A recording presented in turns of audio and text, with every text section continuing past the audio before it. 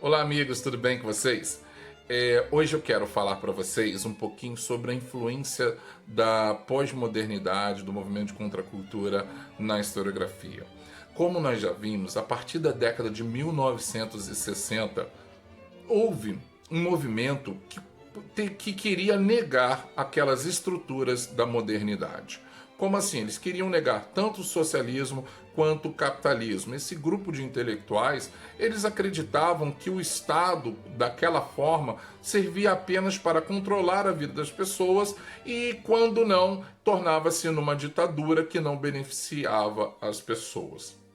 Como nós já vimos, surgiram os movimentos de contracultura que buscavam a liberdade intelectual, a liberdade na sua forma de escrita, e tinha uma certa descrença também com relação ao futuro, porque afinal de contas a ameaça nuclear ela era uma ameaça muito forte na vida das pessoas, ela era algo muito real na vida das pessoas, e aí surge o que nós entendemos por pós-modernidade. O que é a pós-modernidade? A pós-modernidade é a volta da liberdade do eu, do indivíduo, da pessoa como sendo dona do seu caminho, dono do seu futuro. Mesmo que esse futuro fosse muito breve, porque afinal de contas qualquer um poderia apertar um botão vermelho e iniciar uma guerra nuclear. E como que isso vai influenciar na historiografia? Isso vai influenciar da seguinte forma: enquanto na modernidade valorizou-se o método científico das ciências naturais, ou seja, você tinha que ter um objeto, você tinha que ter uma questão, tinha que ter uma experiência, reprodução da experiência. Isso só era possível na história através das chamadas metanarrativas. Essas metanarrativas eram explicações generalizantes. Marxismo, a escola de Zanelli, o positivismo, essas defendiam metas narrativas, a chamada meta-história. A partir desse momento, houve um grande desencantamento com esse tipo de escrita e a intelectualidade da época começou a voltar-se a entender um pouco mais o indivíduo em toda a sua complexidade. Não que os assuntos de história econômica ou de história social fossem deixados de lado, não é isso. Mas é que a partir daquele momento, o eu, a pessoa, o indivíduo começou a ganhar contornos muito importantes para a historiografia.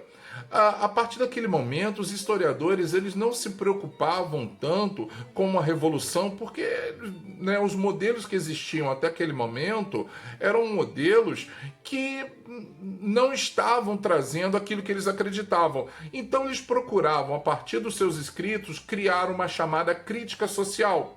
A partir daqueles momentos surgiram movimentos ambientalistas, movimentos dos direitos humanos, movimentos dos direitos sociais, movimentos de igualdade, enfim. Então, a partir daquele momento, os historiadores eles começaram a se dedicar a esse tipo de narrativa, uma narrativa que colocasse o indivíduo no centro da discussão, a pessoa como sendo portadora de desejos, de frustrações, de sonhos, de medos, e esse indivíduo começa a aparecer dentro da narrativa, da escrita histórica dos historiadores. E a partir desse momento começam a aparecer chamadas novas histórias, dentre elas a nova história cultural e a nova história política, que tiveram que repensar os seus objetos e a partir de então começaram a trazer elementos como a família, como o cotidiano, como a vida sexual e outros tantos elementos, os partidos políticos, os grupos políticos, gênero, sexualidade,